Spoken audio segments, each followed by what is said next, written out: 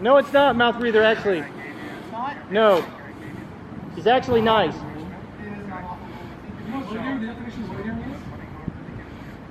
Let me go.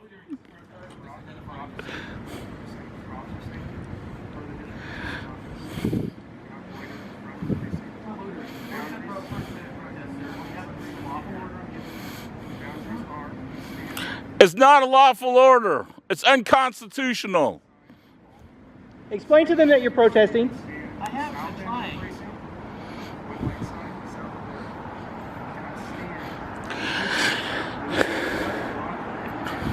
Just tell the sergeant to go fuck himself. There's another supervisor that just showed up. Bob. They'll try to block with their car. Maybe not.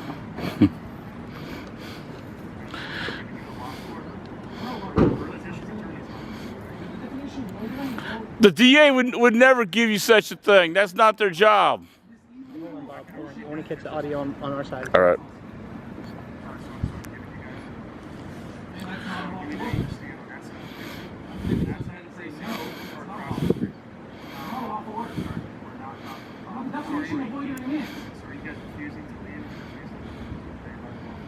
Yes, because it's not a lawful order.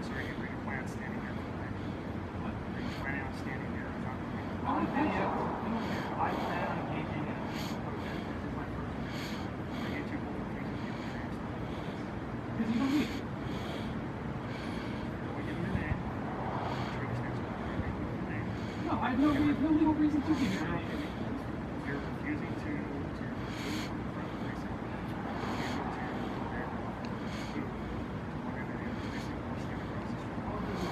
They're on a public sidewalk. Jeff, James, take 2 steps back so you're on the public sidewalk. That is public Just sidewalk. to make sure I don't know where the... Thank you, guys.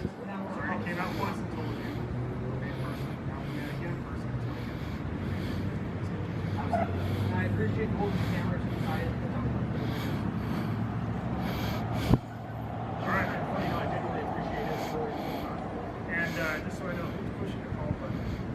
I was trying to get supervisors who are talking for that, but I had an issue with that before.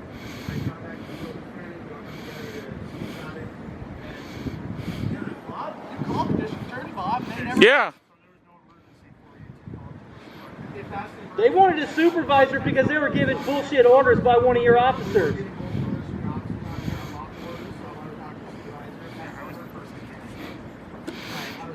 You're not the one that told him he was ordering. That coward ran off.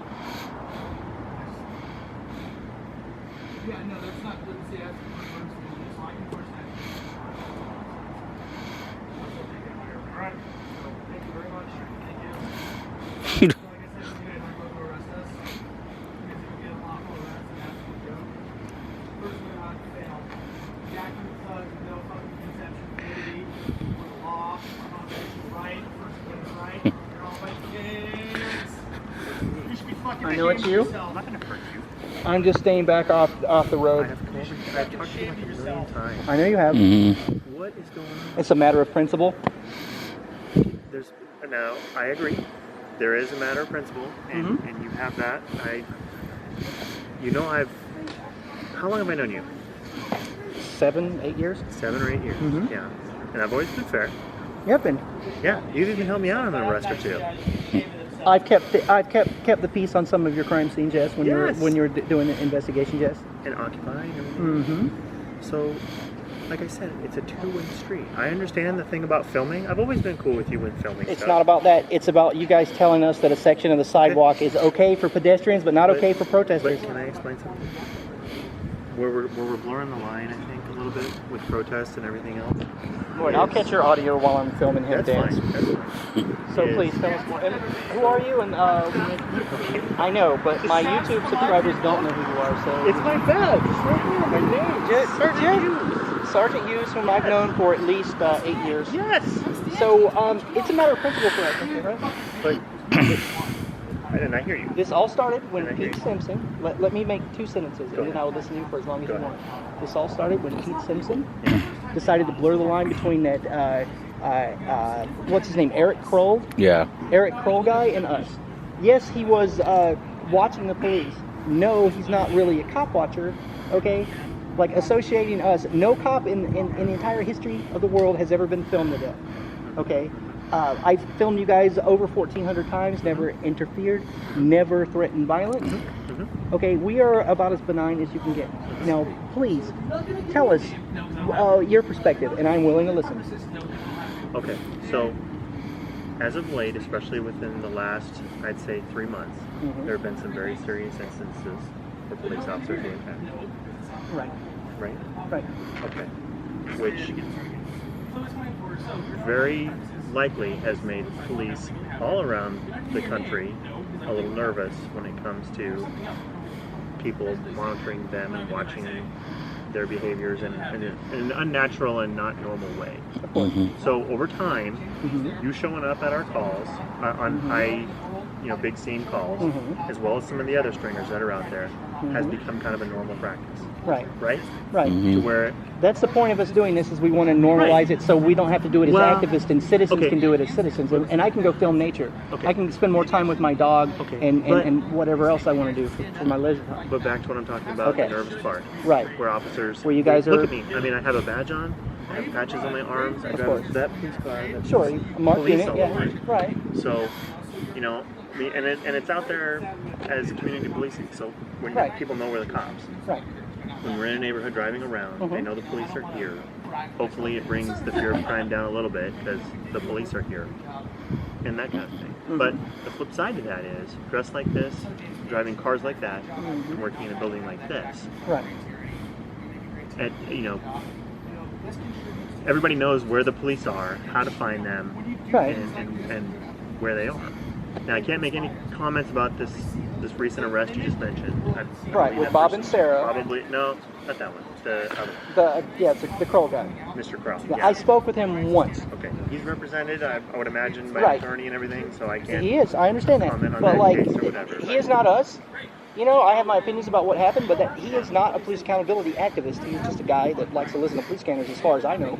Like, I met him on one scene. Gang Task Force was on that scene. Okay. I noticed there's a police scanner coming out of a Tahoe, so I walked over and talked to him. All right? And I drooled over his police scanner because it's a really nice one and asked him where I'd get one. I mean, talked to him for about an hour, and that's the only time I've ever had any contact with him. But like I said, I resent the implication, and Pete Simpson knows exactly what he's doing. That's why he gets paid the big bucks. He's trying to blur the line between what we're doing and what he did.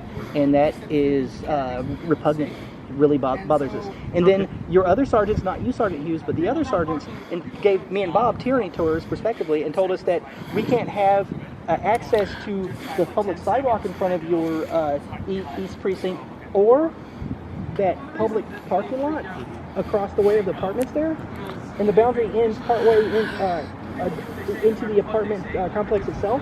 Like, that's arbitrary and BS, and it flies in the face of the Constitution, and it really upsets us as activists.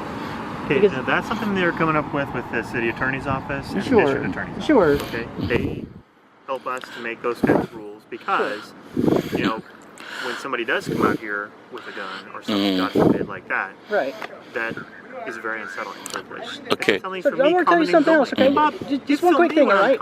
Look. Right. Look. That's a little bit outside the boundaries of what's I want to explain something else normal. to you, okay? All right? Go ahead. When that whole Michael Strickland thing happened, right? Don't refresh me. The guy that pulled the gun at the Black Lives Matter protest, he's got 22 counts. Right. Okay, or 21 counts. Okay. Myself, Jesse Spawnberg, Marcus Cooper, and a few others defused that situation, got the guy to put the gun away until Portland Police Bureau showed up. Although they were just a few hundred feet away, they waited until we had to take care of it. That whole time, I had to put myself between a man with a gun and a bunch of people and try to keep the crowd from beating him. Right?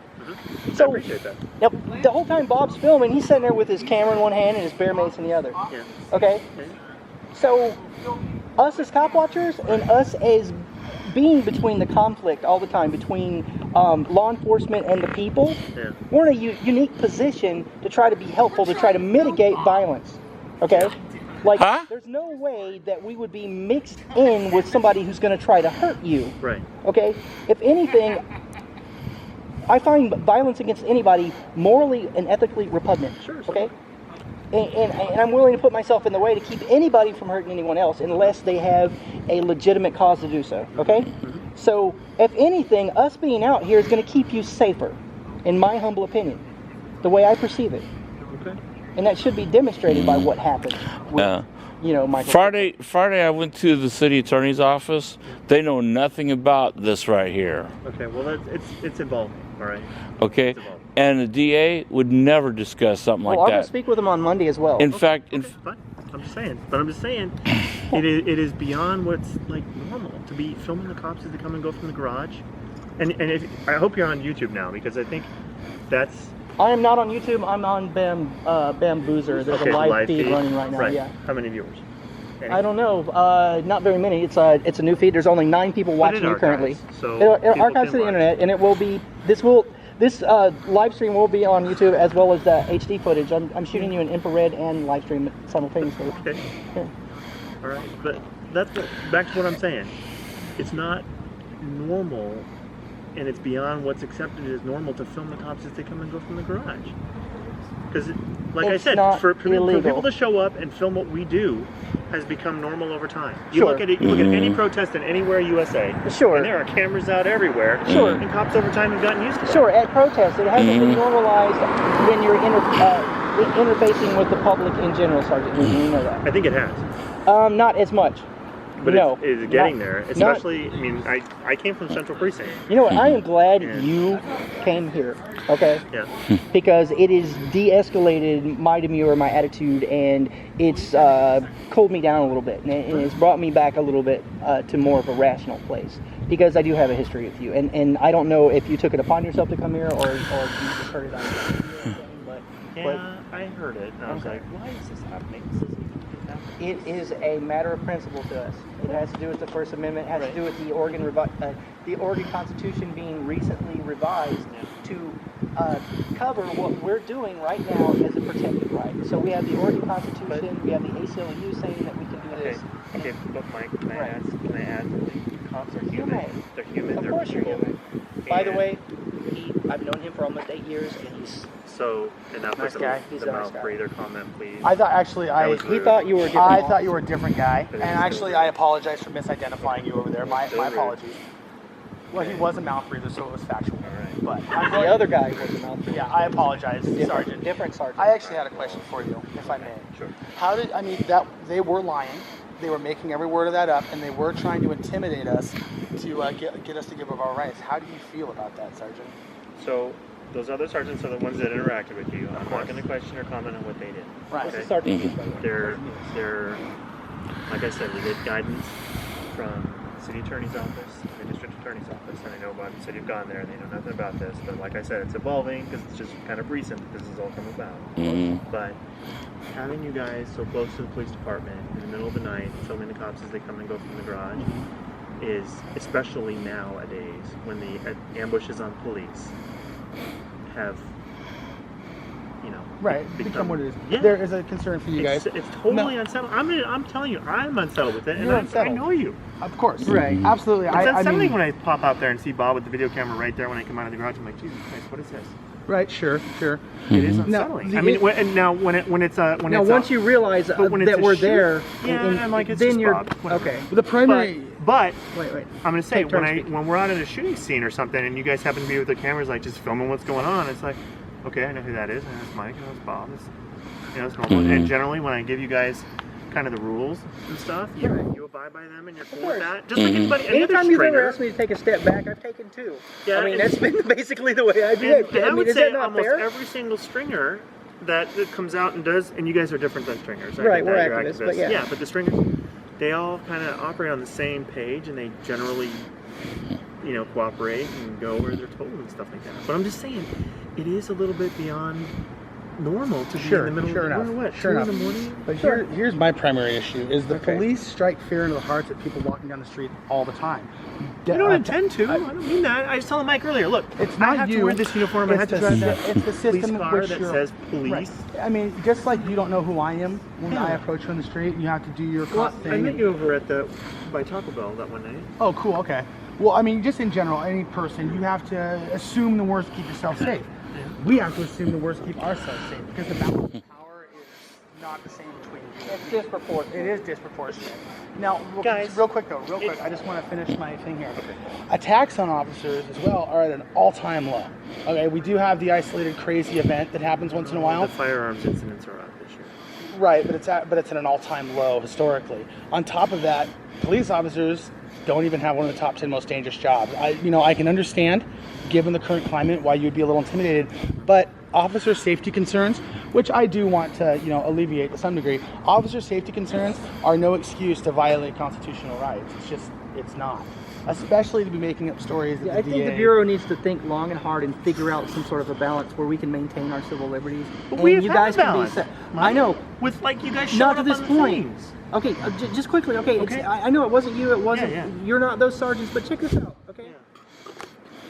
You know the ORS. Failure to yield to pedestrian traffic. At no time the other night did Bob and Sarah stop and linger in the Sally Port. I know this has nothing to do with Here, I know. on my days Has off, I nothing don't to know do the with you. specifics about that case. Right, but I'm just telling you, we have multiple video clips. Okay, instead of, when police are exiting that Sally Port, they are legally obligated when after shift change, when they're leaving in their private vehicles, they're legally obligated to follow traffic laws like everyone else.